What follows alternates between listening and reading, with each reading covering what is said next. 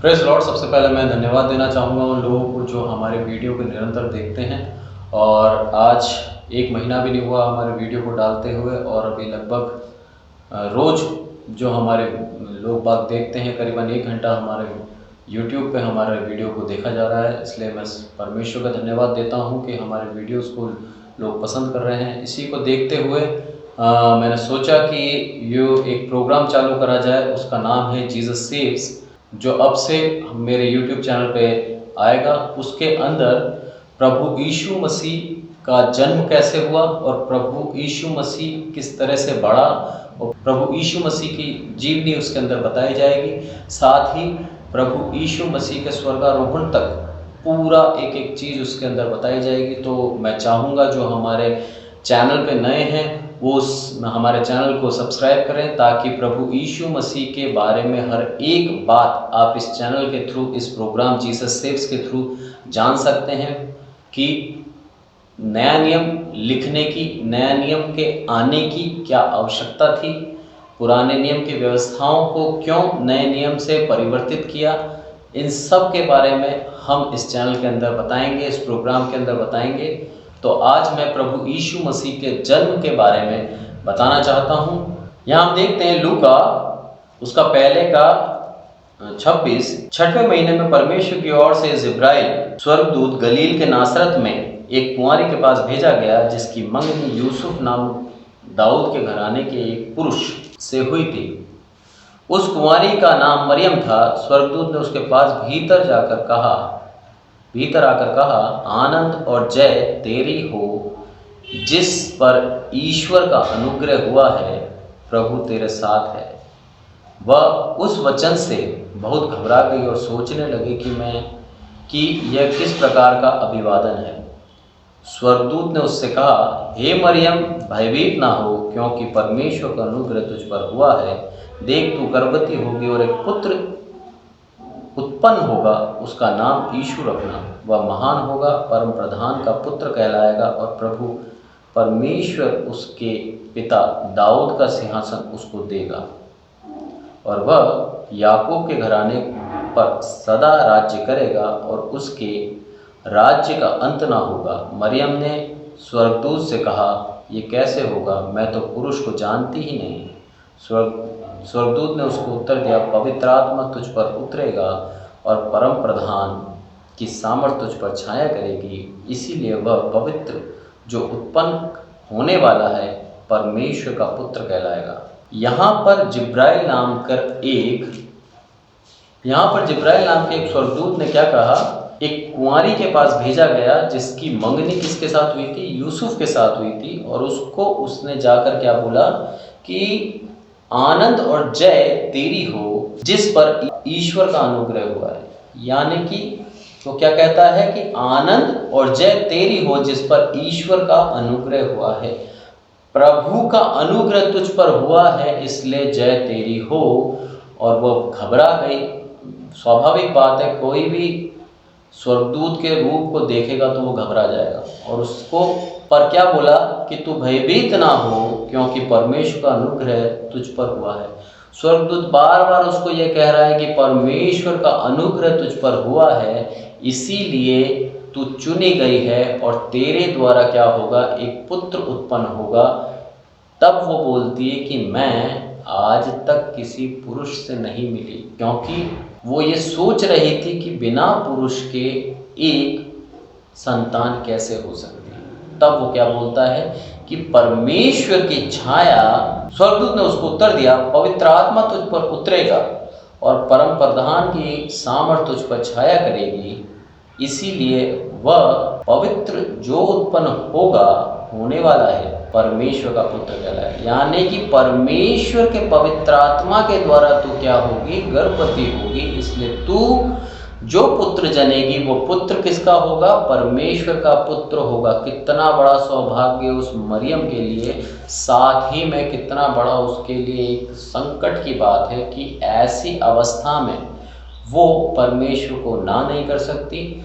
दूसरा, समाज को क्या मुंह दिखाएगी, क्योंकि समाज आज का 2020 साल बाद जब इतने विचारों में विस्तार आ चुका है, उसके बावजूद भी निंदा करने से बाज नहीं आता। तो 2020 साल पहले आप सोचिए समाज की सोच कितनी संकुचित होगी।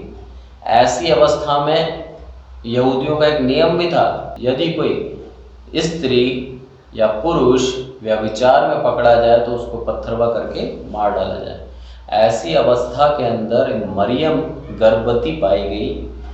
लोग उसको मार सकते थे, उसको ये भय होना चाहिए था, पर उसके बावजूद भी उसने क्या करा, परमेश्वर के उस अनुग्रह को स्वीकारा और अपनी चिंता ना करते हुए, अपनी बदनामी की बारे में ना सोचते हुए उसने परमेश्वर की संतान प्रभु यीशु मसीह को जन्म दिया।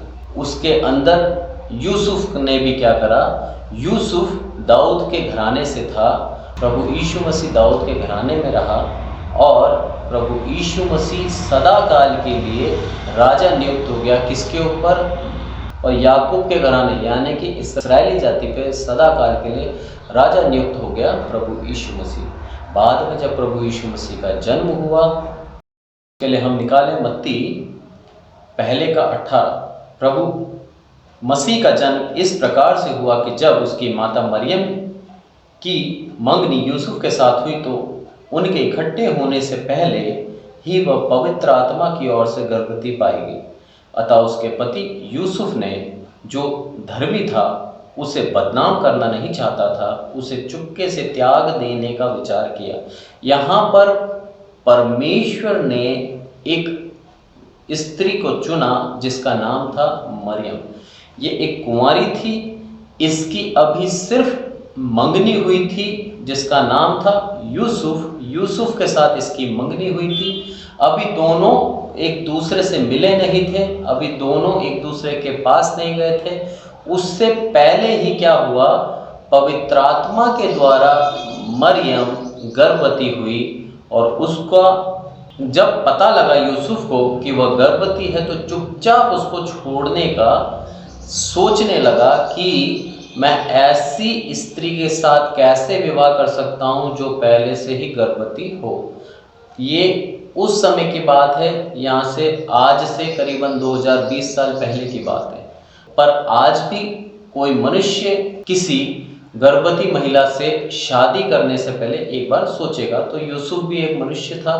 यूसुफ ने भी यही सोचा कि मैं मरियम को बिना बताए किसी को चुपके से क्या करूँगा, त्याग देने का विचार ही उसके दिल में आया था। जब इन बातों को सोच में ही था तो प्रभु का स्वर्गदूत उसे स्वप्न में दिखाई देकर कहने लगा, हे यूसुफ, दाऊद की संतान, तू अपनी पत्नी मरियम को यहाँ से लाने से मत डर। स्वर्गदूत क्या कहता है यूसुफ के सपने में आके कि जो उसके गर्भ में है वो पवित्र आत्मा की ओर से है, इसलिए तू उसको अपने घर लाने से मना मत कर। वह एक पुत्र जनेगी और उसका नाम यीशु रखना, क्योंकि वह अपने लोगों को उनके पापों से उद्धार दिलाएगा।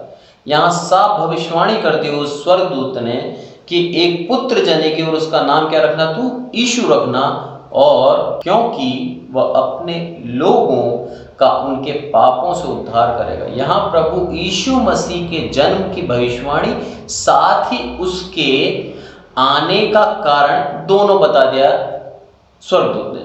दोनों के दोनों उसने साफ कर दिए कि वो पवित्र आत्मा से गर्भवती हुई है, उसने व्यभिचार नहीं करा, इसलिए तू उसको छोड़ने की मत सोच। परमेश्वर ने उसको चुना है, परमेश्वर हमें भी चुनता है आश्चर्य कर्म करने के लिए। क्या हम तैयार हैं? क्या हम परमेश्वर के उस आश्चर्य कर्म के द्वारा बदनामी से डरते हैं? यहाँ पर मरियम एक कुंवारी स्त्री होने के बावजूद भी नहीं डरी। यह सब इसलिए हुआ कि जो वचन प्रभु ने भविष्यवक्ता के द्वारा कहा था वह पूरा हो, कि देखो एक कुंवारी गर्भवती होगी और एक पुत्र जनेगी और उसका नाम इम्मानुएल रखा जाएगा, जिसका अर्थ परमेश्वर हमारे साथ।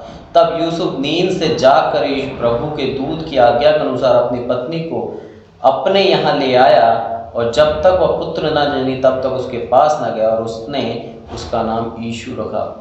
परमेश्वर का डर मानता था यूसुफ, और वो जिस तरह से उसके स्वप्न में स्वर्गदूत ने आके बोला उसके तुरंत बाद ही गया और ये अपनी पत्नी को लेके कहाँ पर आया, अपने घर में ले आया।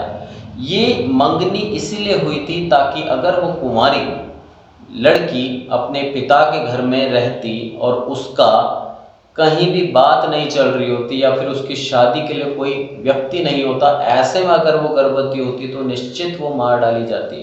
पर यहाँ पर उसका एक होने वाला पति है, वो पति जब अपने घर में ले आया तो लोगों ने उसको नहीं मारा, क्योंकि पति के साथ पत्नी रह रही है और वो गर्भवती है।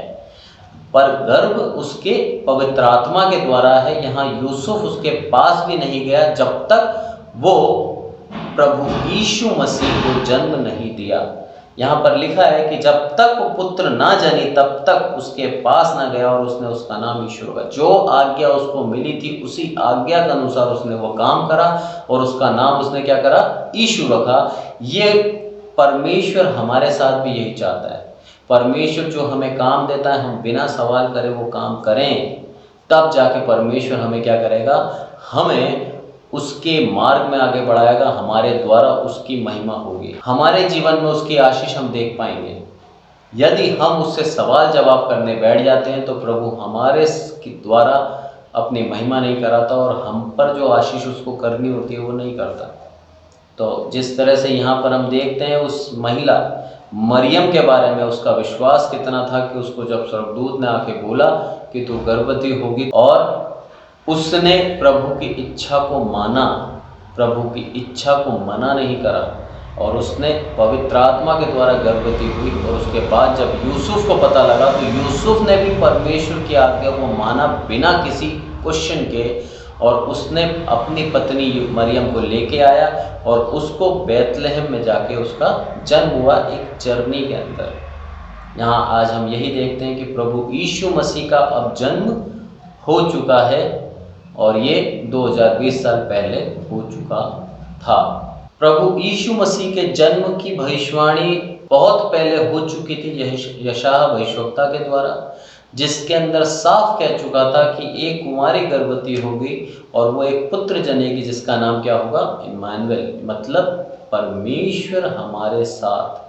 परमेश्वर यीशु मसीह का जन्म की भविष्यवाणी पहले हो चुकी थी। उसी भविष्यवाणी को पूरी हुई ये लगभग 450-500 साल बाद। यहाँ पर हमें साफ देखने को मिलता है कि परमेश्वर अपनी कही हुई बातों को कभी भी अधूरी नहीं रखता, उस बातों को वो पूरी करता है एक नियत समय पर। तो हमें क्या करना है, हमें उसके ऊपर बिना किसी क्वेश्चन, बिना किसी सवाल, उसके ऊपर पूर्ण विश्वास रखना है कि वो हमारे जीवन को इस्तेमाल में लाए, हमारे जीवन के द्वारा वो आशीष का काम करे।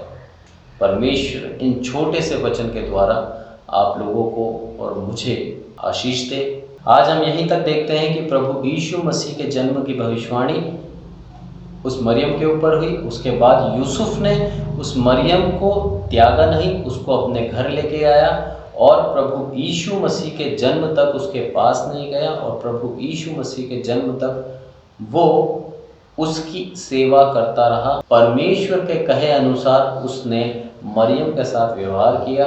परमेश्वर का धन्यवाद हो इन वचनों से।